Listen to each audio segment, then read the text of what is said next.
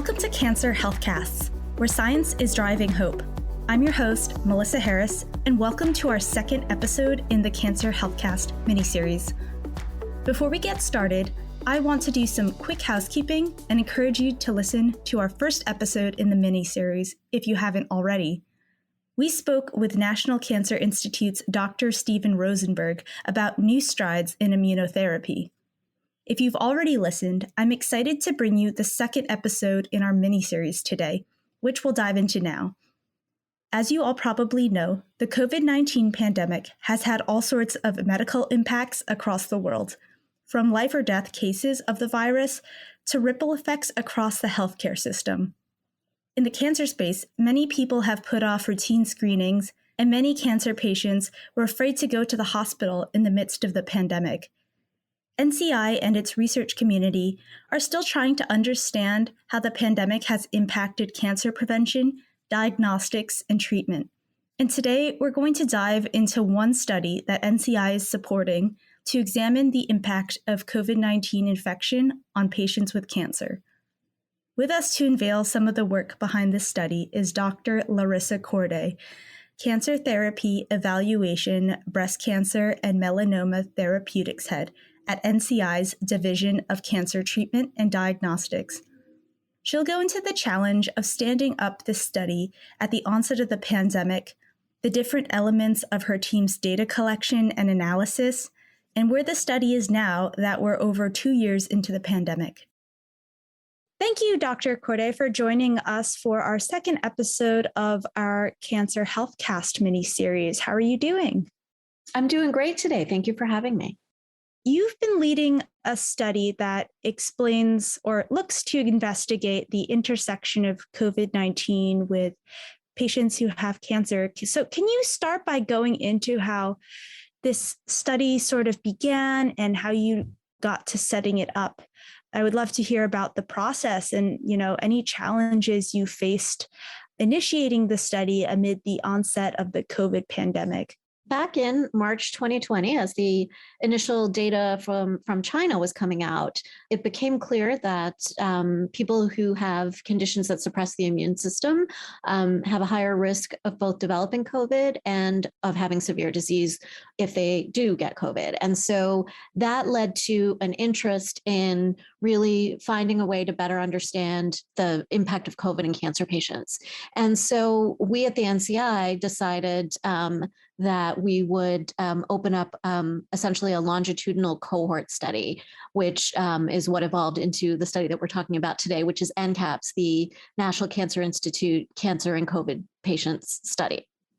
We decided that what we would do is look specifically at cancer patients that were on active therapy because we really wanted to capture a population that did have some level of immunosuppression, and that we would enroll patients to a study where we would collect data about symptoms, about presentation, about any long-term effects that they had from COVID infection, and then information about how the cancer progressed over the course of time. We also decided to collect imaging studies. So when patients were having imaging as part of their routine follow-up for their cancer, we collected any imaging studies in digital format that were collected during that first 6 months after their COVID diagnosis. And the reason for that was to see whether we could see both, things that happened in on imaging as a result of COVID, but also if there might be any changes of to the cancer itself that occurred in kind of the acute period when somebody has a COVID infection. And then the third thing was that we decided that we would also collect blood samples so that we could do some biomarker work to understand the trajectory of COVID in cancer patients, to look at things like cytokine, which is sort of how the immune system responds, and then to look at things like antibodies and B cells and T cells to see what types of responses to COVID cancer patients are having on the cellular level, and then also to see sort of long-term how that compares to people in the general population. And so once patients were enrolled in the study, the plan is to follow each patient on the study for a total of 2 years. We set about writing the study early in April of 2020, and were able to actually get the study open to patient accrual. I believe it was toward the last week of May. So it was really a very quick turnaround to get something up in that period of time. Our studies through our National Clinical Trials Network usually take much longer, but we had a great team of people who worked together really tirelessly in those first few weeks to write a protocol, to get the database ready, to get the forms up and running, to get the specimen collection kits ready, and to think about exactly what analyses we were planning to do. And then keep in mind that we had to do all of that remotely, obviously, because none of us were in the office. So this was done by WebEx and Zoom and email. So certainly that was a challenge, but I think it was, it was kind of just jumping into the frying pan in terms of sort of learning how to work from home really effectively. Once we got the study up and running, we had our first patient accrual in June, and then we had a huge jump in accruals in December of 2020 when there was that first wave of COVID. And then we saw subsequent sort of jumps in accrual during the Delta wave, and then again during the Omicron wave. And we enrolled over 2,000 patients to our initial screening step, and I think a total of over 1,900 patients to the long-term longitudinal study, and closed to accrual in February of 2022.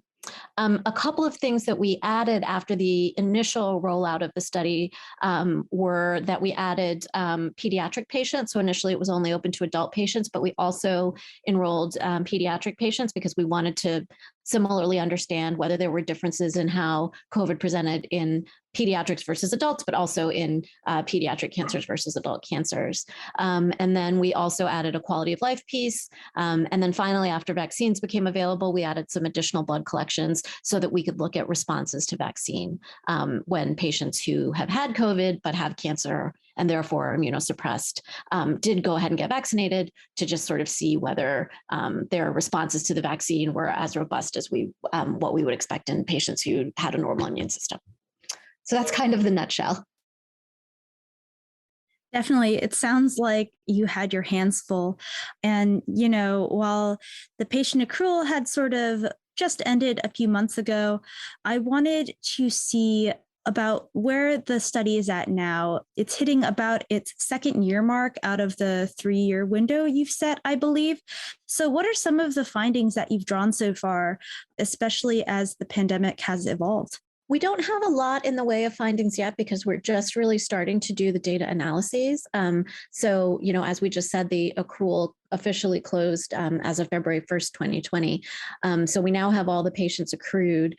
And I think our first big publication is probably going to include up to the first 3 months of follow-up on the full patient cohort. And so there's a fair amount of data cleaning and obviously the data analysis that needs to be done. And that's something that we're going to be working on in the coming months.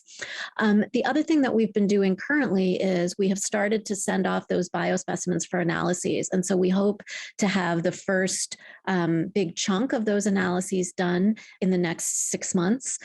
So that will include looking at cytokines, which are markers of inflammation, looking at immune cell phenotypes, which is essentially looking at what types of immune cells increase and decrease as a result of COVID infection, looking at antibodies, so looking at how well patients mount an antibody response to COVID, and then also how that antibody response wanes over time. So what we know with COVID is that there's a very, at least in immunocompetent or people with normal immune system, there's a big rise in antibodies after the COVID infection, while people are fighting off the infection. And then once they've cleared the infection, those antibodies stay high for a period of time, but then go down over time. And actually now we're seeing, probably as you know, that even in non-immunocompromised populations, people are able to get infected with COVID a second time.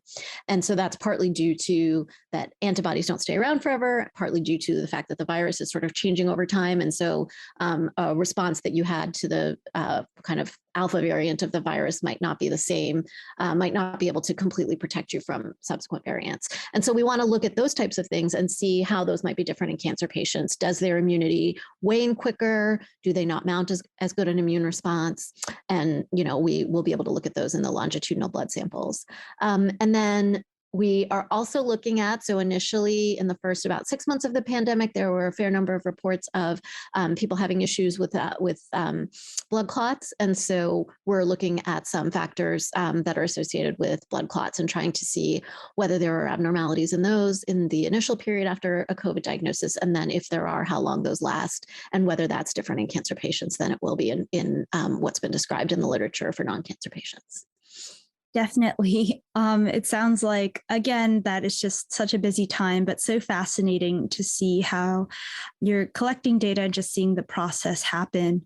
We know that COVID-19 has evolved a lot since 2020, and I know it's a little early, but have you found different outcomes in the patient population you're studying based on the different viral variants of COVID-19? I think it's too soon to say from our data set, but we will have data that looks at, for example, over time, are we seeing a lot of infections in vaccinated individuals, or are we mostly seeing infections in unvaccinated individuals? I think that will give us a sense, and we can look at the specific time periods that are associated with the Alpha variant, which is the original COVID, SARS-CoV-2 virus, the Delta variant, and then the Omicron variant. So it is early to tell now, but I think we will be able to look at that in the future. So going from the different variants of COVID-19, I want to discuss the different cancers and cancers that people are coping with. So are people with certain types of cancer more vulnerable than others when it comes to COVID-19, especially since COVID is a respiratory virus? So, it may impact people who have lung or blood cancers differently, or this is me thinking out loud, but are you seeing any differences across different cancer situations? So first of all, that was one of the very important things that we wanted to learn from this study. And again, our data are quite preliminary, but I can tell you that from other data sets, that there certainly does appear to be a difference there. So overall, as you can imagine, patients with lung cancer, I think, are more prone to severe disease, most likely because they just have compromised lung function for multiple reasons. One, from the cancer itself, potentially from the surgery, and then third, if lung cancer, as you know, is associated with smoking, and so smokers would have some pre-existing lung damage. The second thing is that patients with hematologic malignancies tend to have to receive therapies that are substantially more immunosuppressive than, for example, the therapies that we use for things like breast cancer or prostate cancer. And so those patients, I think, are also at more risk, both because their immune systems are more vulnerable to infection, and then because of the toll that the types of treatments that they take has on the body, they are more prone to severe disease. And then the third thing is that there has been a fair amount of research looking at specifically patients that are on types of treatments that are called B-cell depleting treatments. So those are treatments that we use for certain types of leukemias and lymphomas. And again, because of the type of cells those affect, those are cancers where those cells are abnormal. And so you have to target the medications to try to attack those cells. In doing so, you would attack normal B cells as well. And so that ties into not being able to mount a good immune response to the virus, and then also potentially not being able to mount a good immune response to the vaccine if a person is vaccinated. And so there have been studies that have looked at serologic responses, meaning looking at antibody levels and looking at neutralizing antibodies in patients on these types of therapies, B-cell depleting therapies, and have found that those responses are not as robust. And so that is something that we're going to be looking at very closely in our data set. Yeah, these are definitely very important factors, and it's interesting to hear about them. Going back to the quality of life piece that you mentioned at the top of the interview, what have you seen in terms of quality of life for cancer patients who are coping with COVID-19 or who have recovered from their COVID-19 diagnosis? Do you find that they've had longer term impacts or ongoing symptoms? I know it's still really preliminary, but are there any feelers out there sort of giving some answers to these questions? Yeah. So again, while we haven't analyzed the data yet in our study, I can tell you a little bit about kind of what went into what we put together for our data collection and what some of the thoughts are here. We thought that we would like to look at long-term symptoms. So first of all, we're collecting symptoms that each time the patient is seen for a study visit, they get asked, are you having any symptoms? Things like shortness of breath, fatigue, cough, abdominal pain, constipation, diarrhea, all these types of things. And then the other thing we're doing is we're doing specific quality of life questionnaires where people are asked a little bit more in detail about how, whether or not they're experiencing certain things and how that's affecting their ability to function. And so we're asking about fatigue, shortness of breath, and cognitive function, because we thought that those were three of the areas that, when people talk about sort of long COVID, those are some of the things that really come to the forefront. One of the things that we realize, and that I think our data will reflect, is that some of those symptoms that I just described are things that are associated with cancer, right? So it's very difficult if you're asking a patient with lung cancer, are you short of breath? To know if the answer is yes. Is that because they've had COVID? Is that because they had cancer? Were they short of breath before? Are they more short of breath now? And so some of our data collection will get at that, because in some of our quality of life collections, we're sort of asking to quantify things. And so we will get a sense of that over time. But it is going to be, I think, in some ways, very difficult to tease out what's caused by COVID and what's caused by cancer. And in this study in particular, I'll just add, although we'll be able to look at it, the way to really study it in depth would be to compare cancer patients to non-cancer patients, all of whom have had COVID. And in our study, we're only looking at cancer patients with COVID. So while we can compare our data to data from other studies that are non-cancer patients, we won't be able to definitively say, yes, 100%, this is being caused by COVID. But I think it will be important to look at these trajectories nonetheless. Of course. And I didn't even think about that. Lots of symptoms with certain cancers can coincide with those with COVID. So there are definitely some blurred lines there, and I'm glad you're exploring it. This may be separate from the study itself, but have you heard any instances or observed that patients with cancer have paused or adjusted their recommended treatment plan based on the threat of COVID-19? And if this is the case, how has this impacted those patients' cancer-related outcomes and recovery, regardless of a COVID diagnosis? Yeah, so that's really an excellent question. So I'm going to give you a few different thoughts on that. So in terms of people who are part of our study, we did ask at each study follow-up visit for data to be collected on treatment disruptions. So, if a chemotherapy treatment was delayed, or if a patient was changed from an IV chemotherapy to an oral chemotherapy because they couldn't come into clinic, or if they were supposed to have an imaging study, but they just didn't feel well enough to come in to have that imaging study. We are collecting data on that. So in terms of those types of disruptions that occur as a result of a patient being sick with COVID, we will be able to collect those in our study and report on them.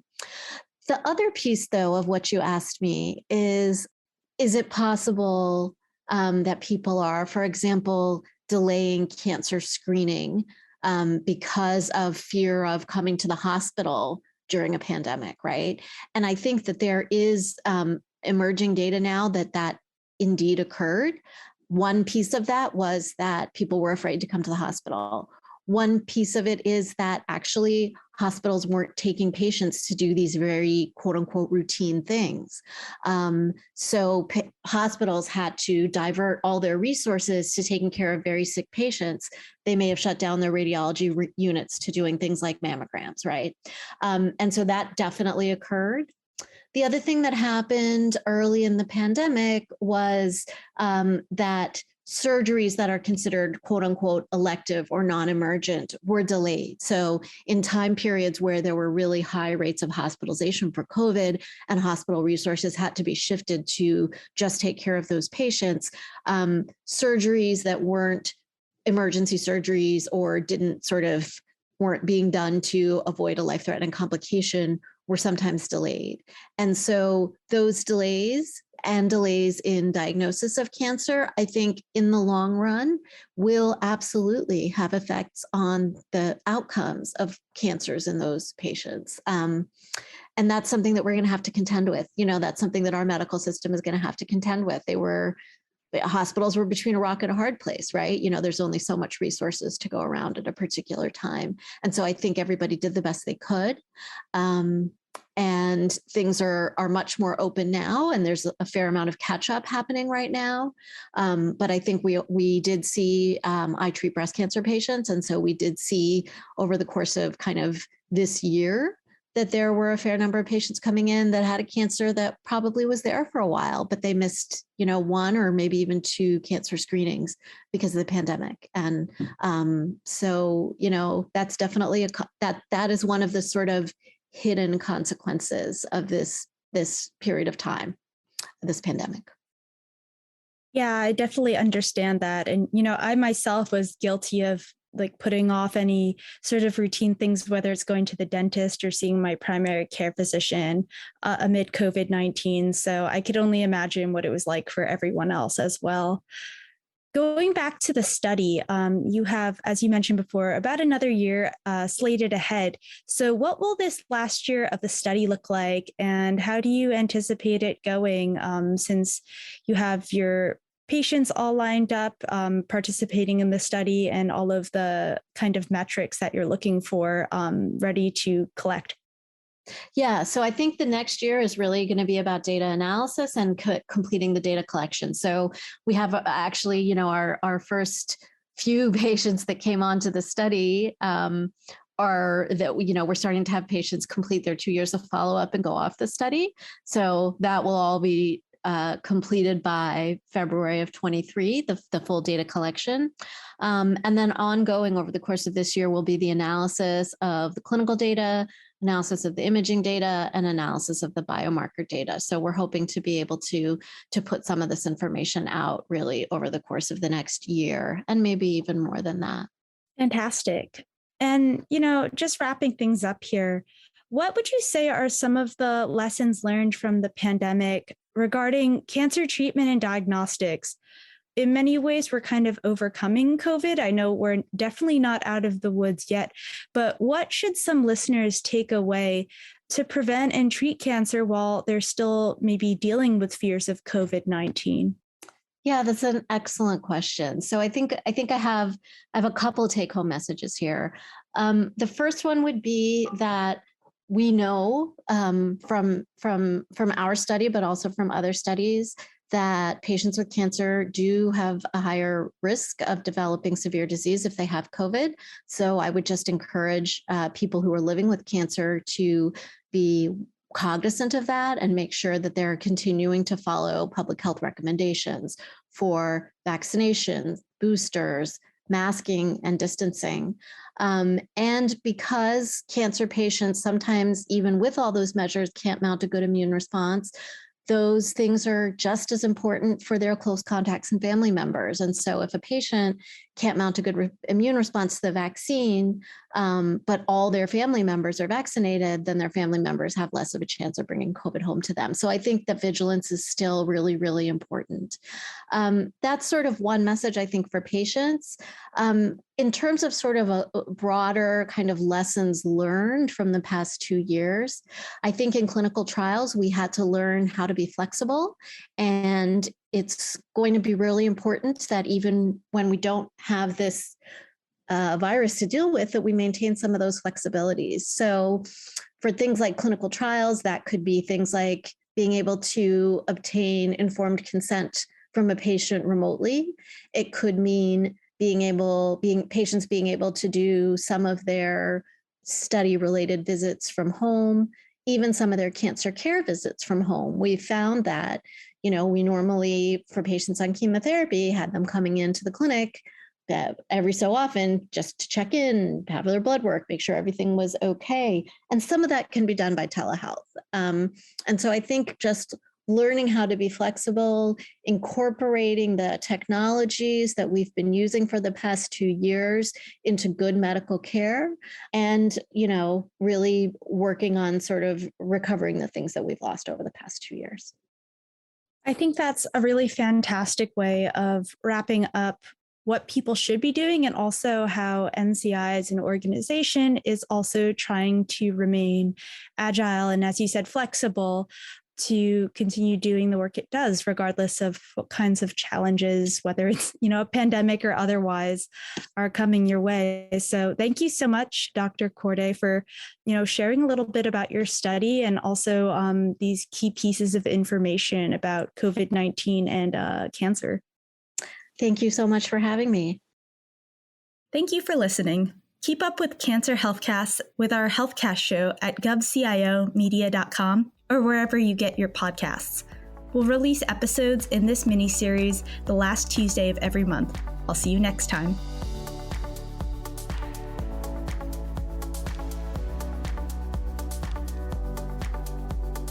Healthcast, along with GovCast and Cybercast, is a production of GovCIO Media and Research. For more podcasts and to check out the other shows, head to govciomedia.com. Watch out for new episodes released every Tuesday and Wednesday across our shows. You can follow all of them in your favorite podcast platform, and if you like what you heard, make sure to let us know by leaving a review. And if you have any topics you think we should look into, contact us at newsletter@gcio.com.